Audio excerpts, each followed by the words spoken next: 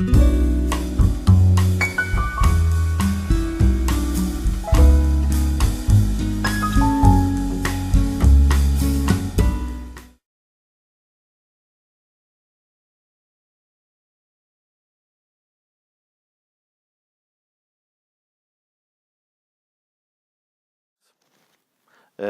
Vinyl City, Doug, hello there. Our expert in reggae, raga, and a man who really likes soul music and really enjoying when he shows soul and jazz music. What genre of music is most represented in your collection? I think that is jazz and 80s is pretty much split in the lead here. I think I have those two are the ones that I have the most. I don't know if I'm going to choose which one I have the most of these two, but I think that it might give 80s a little bit of a lead. But jazz and 80s are the one that I collected the longest, so naturally those are the one that I have the most. Which did I start with? And as as young bought mainly stuff that were popular on the hit charts, that was the 80s that I started with. Jazz, my first jazz records I didn't buy until a couple of years later. Before that I was recording on radio and did cassette copies from a friend. How many comics do I have and what kind? How many comics I have no idea. Actually, I haven't counted. I had a much larger comic collection before, say around maybe 15 years ago. I was a comic collector who bought comics, magazines every now and then. The problem were that I didn't have space for both them and the record collection, and as the comics were stuck down in the cellar and I didn't read them all that much then, I realized that I could sell them off and then concentrate on the record collection. But I have realized I spared some of the comics that I really wanted to still have. And through that it has grown a bit, so I've been starting to focus on certain comic characters that I'm collecting, and drawers, authors, and so on. But how many I have right now, I have really no idea. But it is definitely not nearly as much as I had back then. I have shown my comic collection in a previous video, and I will leave a link to that below in the description area of Doug, so you can see it again, where I'm showing my comic collection. But I have picked out some because to show what kind of comics I collect, as was one of the questions. We have Spider-Man, which was one of the comics that I spared from the selling. I wanted still to have my Spider-Man collection. However, that's the only Marvel that I collect. This is a book, Spider-Man, the Completa Guiden, the complete guide to Spider-Man and his world. It's a book when they're going through with all the eras, the villains, the friends, everything from with Spider-Man. Really fantastic book. I also collect James Bond. As I collect James Bond soundtracks, I also collect James Bond comics. Here is A View to a Kill in a comic book version. The Living Daylights.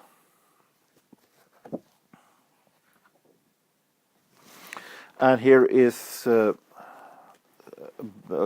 album that isn't based on a movie.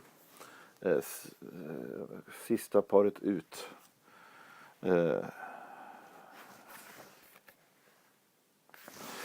So and my James Bond magazines were one of the magazines that I regret actually that I sold off. So I've been trying to get them back, as that collection wasn't nearly as big as others. So I think I've been doing a pretty good job. I also collect Swedish comic Helge. Helge is a moose, and it's an extremely funny comic about how Helge tries to avoid, as we have here in Sweden, moose hunting every October. He's trying to avoid moose hunting with different kind of funny tricks, and we follow the specific hunter called Edwin and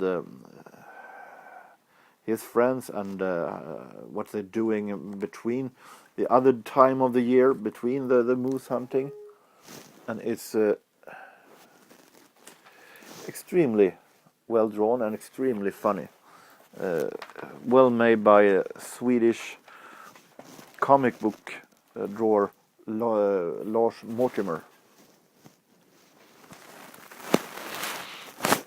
And I also collect Donald Duck, but only specific. I collect Donald Duck pockets that were released in the past, but most of all I collect Donald Duck drawn by Don Rosa and Carl Barks. These are fantastic books that are. This is a complete book with just Carl Barks comics, and this is one book in a series of books released with Don Rosa's magnificent drawings. So that is what I do collect, and I collect these days most of all books, not that much magazines. So thank you, Doug, for your questions. Paniques, Brother R, how you doing? Rob in Boston. What artists did you see live at your very first official contest? Concert. You asking? Did you ask this question already? No, I have never received this question before. Depends on what you mean with concert. I have a vague memory that I attended a classical concert back in 1986. I remember that because I told my parents to record a radio show on radio while I was away that I was really crazy about. So I think that was the first time I was at a concert. It was a classical concert. It was Mozart or Beethoven. If you want a real massive concert with a specific artist, I think the first one I attended was a Swedish trio called Glenmark, Eriksson and Strömstedt, which was a group with three of Sweden's most famous pop artists, Anders Glenmark, Thomas Orup Eriksson and Niklas Strömstedt. They had a really successful trio back then, and they were playing in Örnsköldsvik back then, and me and a friend, we were there to watch them. So that was back in 1995, I think. So it was pretty late actually. I went to a real concert. So Paniques, I hope that you are satisfied with my response, and thank you very much for asking. Russell asking, do you own a cassette deck? Yes, not only one but several. Do I record music on cassettes? Record music from my records? Yes, I do, and I do it not because I think it's an easy way to listen to it, but more because it's a great way to keep in contact with those records that I do have. I listen very much, when I listen to records, I have a whole lot to go through that I haven't been listening to. So most of the time when I listen to vinyl goes to listening to records that I haven't been listening to before. So in a way to keep in contact with those that I really like, I record singles and so on, making mixtapes, so I can keep in touch with my collection in an easier way. So Russell, thank you. Merry Christmas and Happy New Year, you say, and I have to say the same. Merry Christmas and Happy New Year to you too, Russell. Thank you for asking questions.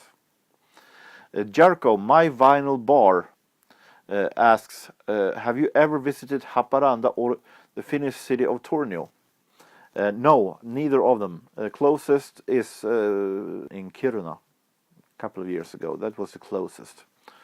But not these cities. I have only been to Finland once. I was in Vasa once in 20 years ago or something like that. Robert C. Hello there, Bobby C. How are you doing? You and your son and your beautiful wife Betty. You asking what is your greatest fear and why? Well, I guess my fears is those that are from many others, I guess. But I think my greatest fear is, of course, death of my family, mom, dad, sister. Those are my biggest fear, and why? I think it's pretty natural, because I love them, of course. So I think that is, of course, my greatest fear. Then, of course, a huge fear of something would happen to my collection. So thank you, Robert, for your question. John Bellamy. Hello there, John. Good to hear from you. Which domestic artist bands from Sweden do you think would be popular internationally if the world knew about them? That was a very interesting question, actually. There are a lot of artists that are worth to be international fame, but there are also a lot of artists that I feel that was pretty natural why they didn't. Many of them records in Swedish. Always when it comes to many Swedish acts, you have some certain kind of Swedish vibe in the production. It's hard to describe, but you can hear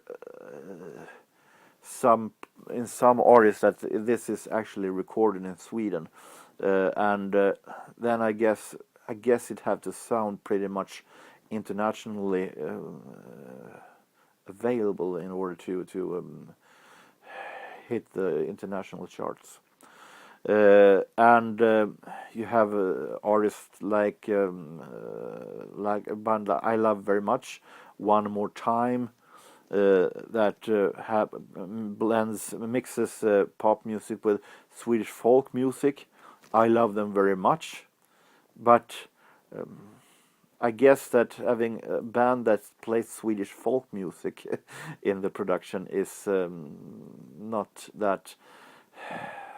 the best way to get into the international charts.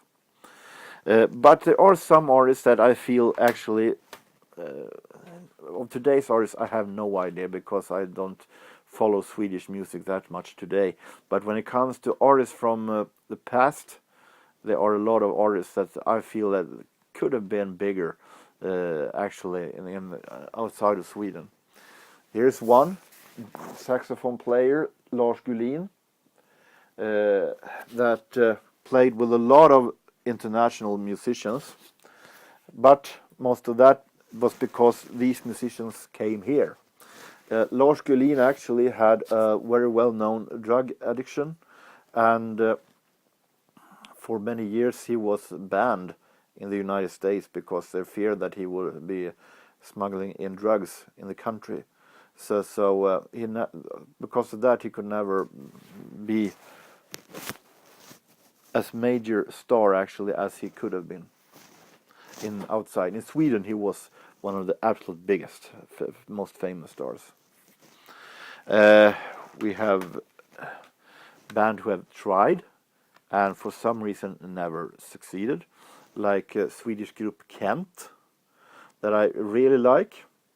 They tried to do an international career during the years 1998 to 2000s. I have the international albums, the American releases of their two albums, Isola and Hagnesta Hill.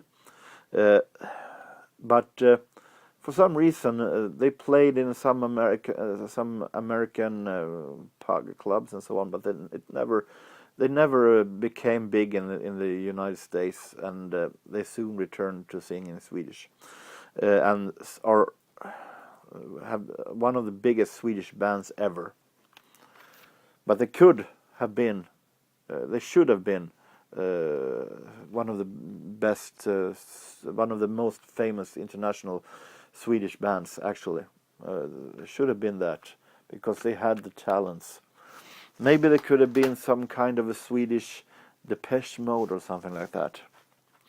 Then there are some soul acts that definitely could have been really, really big. How about one of my favorite Swedish artists, Eric Gadd, who could have easily have been a Swedish Curtis Mayfield or Marvin Gaye. He had a voice that actually he has a voice that is not far from Curtis Mayfield, and I remember an article in Swedish newspaper Aftonbladet. They made Isaac Hayes, the famous soul artist from the 70s, listen to some Swedish songs, Swedish artist, and asking him what he thought about it. And one of them was with Eric Gadd, that he said that was his absolute favorite, because he really had the soul in him. And he really do. He could have been Sweden's maybe most famous soul artist internationally. And the female version, I think Titiyo could have been also one of Sweden's most famous soul artists. She had that kind of a voice. But unfortunately that never happened. So there we have some that I think should have been really big artists internationally from Sweden. And always we had a really great indie rock scene back then with Popsicle and This Perfect Day, bands that could have also been Wanna Dies, who actually had one album produced by Rick Ocasek from the Cars. Could have been one of the best Swedish acts also internationally.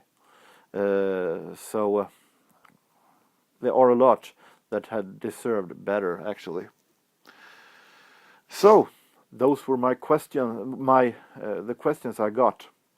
So it's really fun doing this, and I hope that you are satisfied with my responding, even though the video might have been a little bit longer.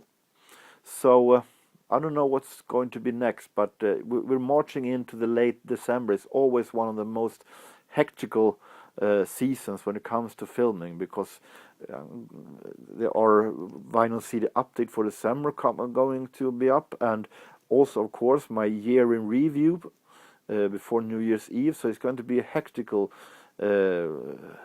time to do videos. So let's see what comes next. So until next time, I hope that you have a really nice time, no matter where you are, no matter what you do. Take care and so long.